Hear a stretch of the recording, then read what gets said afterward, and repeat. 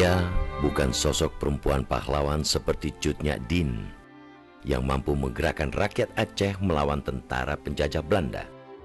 Ia juga tidak seperti Raden Ajeng Kartini yang dengan kecerdasannya berupaya menggelorakan semangat emansipasi di kalangan perempuan Bumi Putra. Ia Inggit Garnasih, seorang perempuan biasa yang karena keluhuran budi dan perjalanan hidupnya meninggalkan banyak teladan untuk perempuan Indonesia. Inggit merupakan istri kedua Soekarno, tokoh bangsa yang kelak menjadi proklamator dan presiden pertama Republik Indonesia. Inggit dikenal dalam sejarah bukan hanya karena kebetulan menikah dengan Soekarno, namun karena ia juga merupakan seorang sahabat yang oleh Bung Karno disebut sebagai tulang punggung dan tangannya saat menjalani hari-hari terberatnya memperjuangkan kemerdekaan Indonesia. Inggit pernah mendampingi Soekarno selama hampir 20 tahun, dari 1923 sampai 1943, jauh sebelum Soekarno menjadi Presiden Republik Indonesia.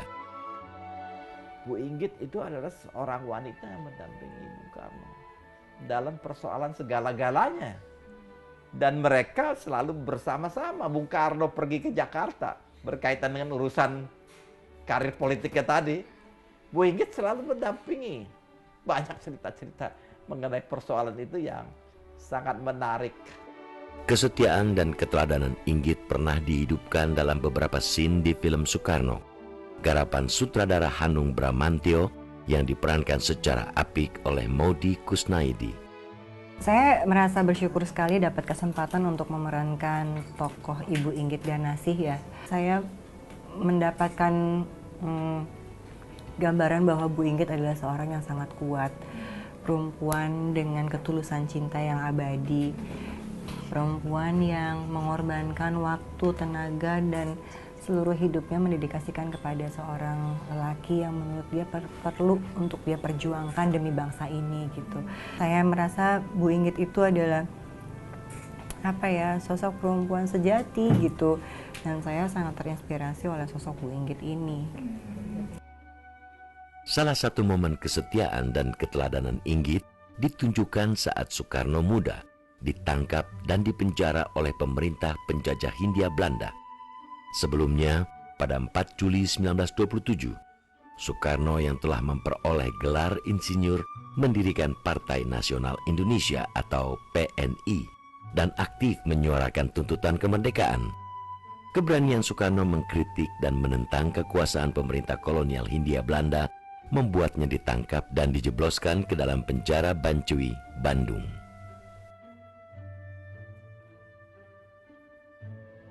Kami di sini ingin menggugat kemanusiaan Den Haag dan tuan-tuan hakim yang terhormat. Dari dalam penjara Bancai ini, Soekarno melahirkan pledoi terkenalnya, Indonesia Menggugat, yang memancing kemarahan pemerintah Belanda.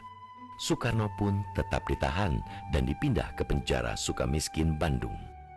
Pada saat-saat sulit inilah kesetiaan Inggit diuji. Ketika Soekarno dipenjara 2 kali seminggu, Inggit pergi menempuh perjalanan sejauh 30 km dari Ciatel ke penjara Sukamiskin Bandung untuk menjenguk suaminya. Ia menempuh perjalanan itu dengan berjalan kaki demi menghemat uang ongkos. Saat itu, Inggit tak hanya menjadi istri dan sahabat bagi Soekarno, tapi juga menjadi mata dan telinganya selama ia di penjara. Inggit menjadi sumber informasi dan pengamat jitu atas segala yang terjadi di luar bilik penjara. Berpuasa 3 hari untuk bisa menyembunyikan buku-buku, dimasukkan ke dalam perut, ya maksudnya di dalam stagennya dia untuk ditutupin kebaya supaya dia bisa bawa buku-buku itu ke penjara. Dan dengan buku-buku itulah Soekarno akhirnya bisa membuat pledoi untuk Indonesia Menggugat itu. Ketika Bung Karno ditahan di Sukamiskin, memang PNI dibubarkan oleh anggota partai sendiri, Pak Sartono waktu itu, kemudian mendirikan yang namanya Partindo. Ya, mau dibilang apa? Keluar dari penjara, Bung Karno juga ikut dalam Partindo. Tetapi idem itu aja. Gerakan dan radikalnya itu membuat amarah kolonial. Kali ini kolonial tidak bisa lagi, ya kan, membatasi Soekarno untuk dipenjara di Pulau Jawa, dibuanglah ke Flores, ke ND itu.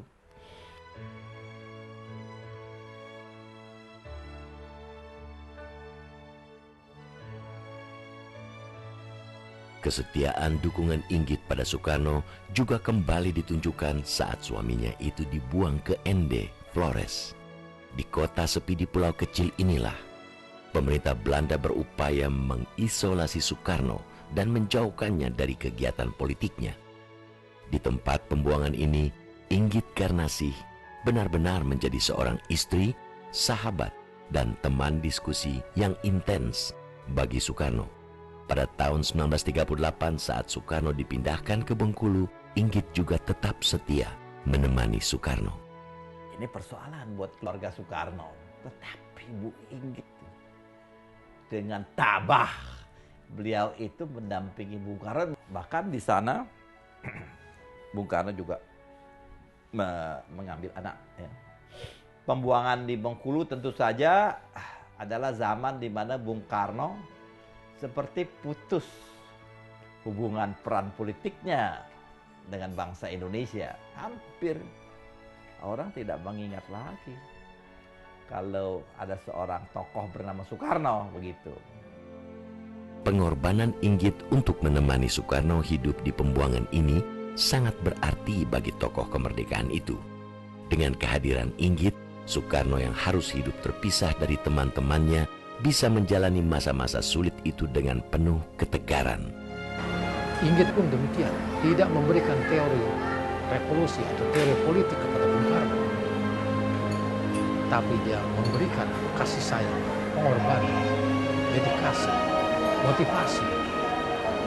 Karena tahu suaminya adalah sedang memperjuangkan kemerdekaan untuk bangsa dan negara. Inggitlah yang membesarkan hati Soekarno saat ia bersedih, dan Inggit pula yang menghibur Soekarno ketika ia kesepian.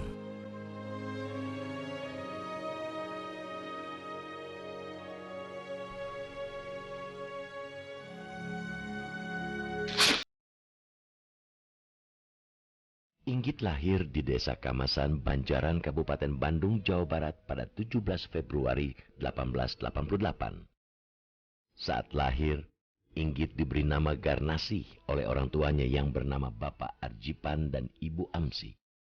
Sejak kecil hingga beranjak dewasa, Inggit tumbuh menjadi wanita yang cantik, hingga membuat banyak pria yang melihatnya enggan berkedip.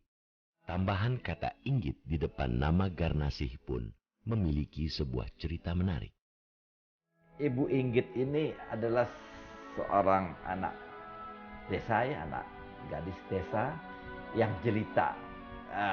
Dia memiliki kelebihan itu, daya penarik wajahnya, senyumnya, sehingga ada cerita kalau atas kelebihannya itu banyak yang memberikan uang dalam bentuk penghargaan, itu ringgit, dan itu makanya dia dipanggil Inggit itu dari perkataan itu.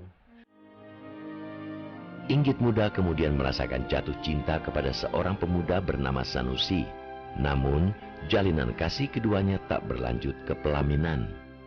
Inggit yang cemburu karena mendengar Sanusi akan dinikahkan dengan gadis lain, memutuskan menikah dengan Kopral Residen Belanda bernama Nata Atmaja saat usianya 16 tahun.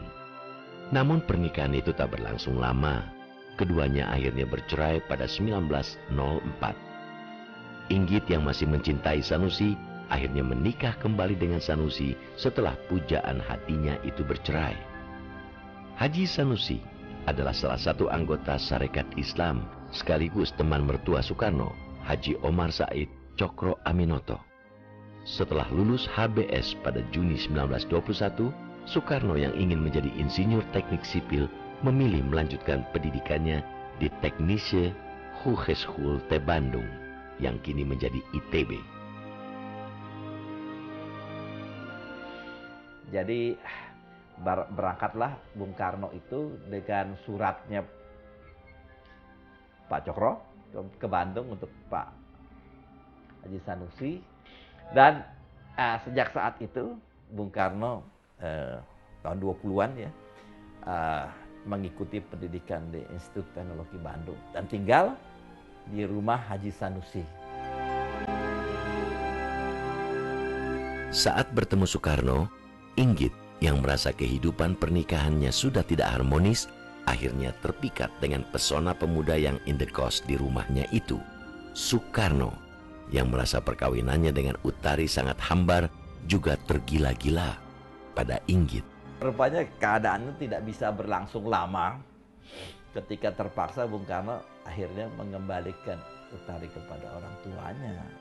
Dan saya rasa mereka dengan persetujuan Haji Sanusi sendiri dan pesan-pesan itu ada dalam ceritanya demikian agar Ibu Inggit itu jangan disia-siakan.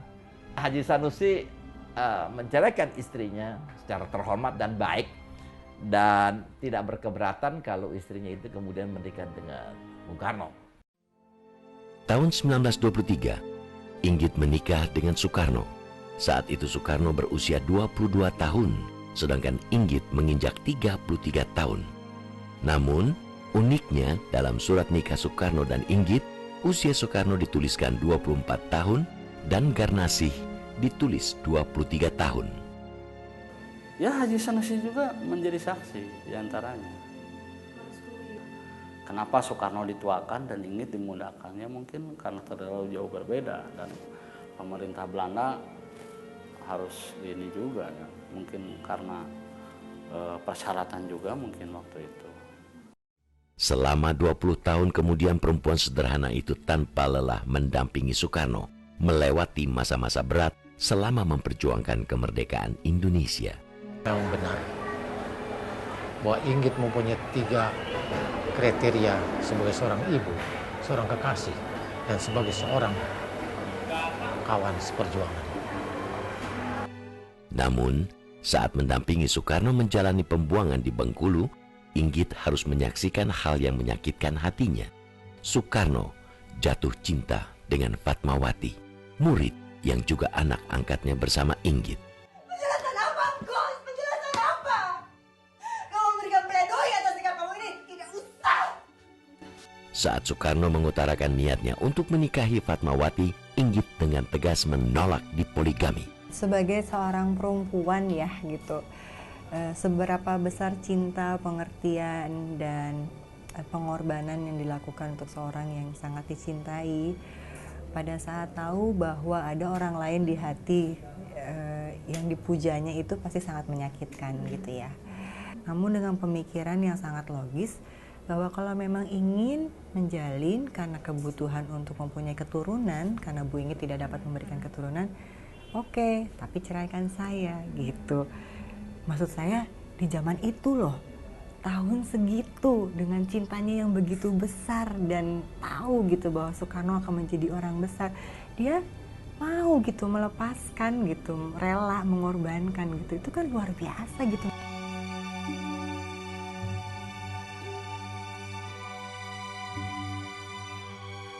Soekarno akhirnya menceraikan Inggit pada tahun 1943 atau 2 tahun sebelum Indonesia merdeka dan dia diangkat menjadi presiden. Saat itu Soekarno beralasan Inggit tak bisa memberinya anak. Setelah bercerai dengan Soekarno pada tahun 1943, Inggit Garnasih tidak pernah menikah lagi dan melanjutkan hidupnya di Bandung, Jawa Barat. Inggit menjalani masa tuanya bersama 2 anak angkatnya, Ratna Juami dan Kartika, secara bersahaja dan bermartabat. Inilah rumah Inggit Garnasih yang terletak di Jalan Inggit Garnasih nomor 174 Ciato, Kota Bandung, Jawa Barat. Di rumah ini sejumlah dokumentasi yang merekam kebersamaan Inggit dengan Soekarno tersimpan dengan baik. Rumah sederhana ini terdiri dari beberapa ruangan seperti ruang baca, ruang tidur, dan sebuah ruangan tempat Inggit dulu bekerja membuat bedak dan jamu untuk membiayai hidupnya yang bersahaja. Bahwa Inggit membiayai hidupnya dengan cara membuat bedak dan jamu itu.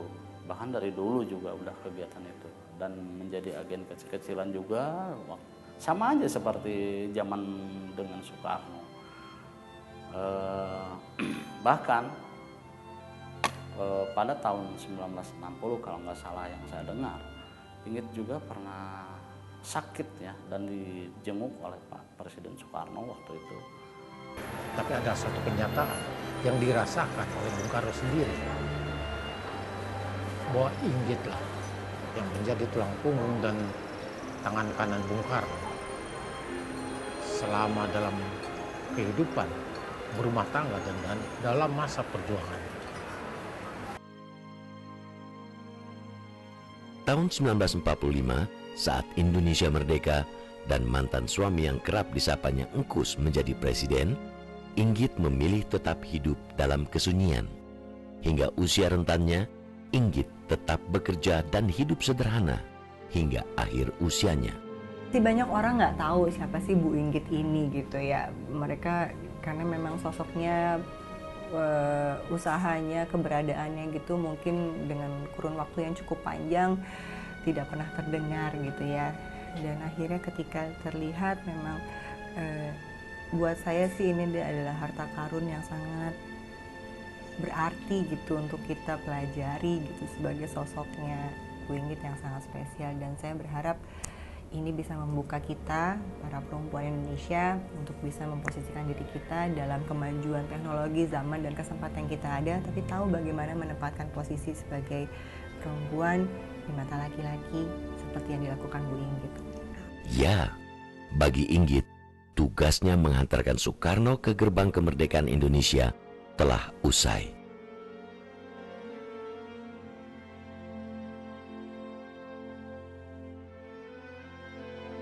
Inggit meninggal pada 1984, 14 tahun setelah kepergian Soekarno.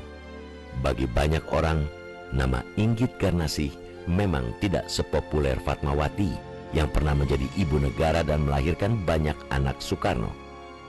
Namun dalam catatan sejarah, Inggit justru dikenang sebagai perempuan yang paling berpengaruh dalam pembentukan karakter Soekarno sebagai seorang pemimpin rakyat dan sebagai seorang pejuang dan proklamator kemerdekaan bangsa Indonesia.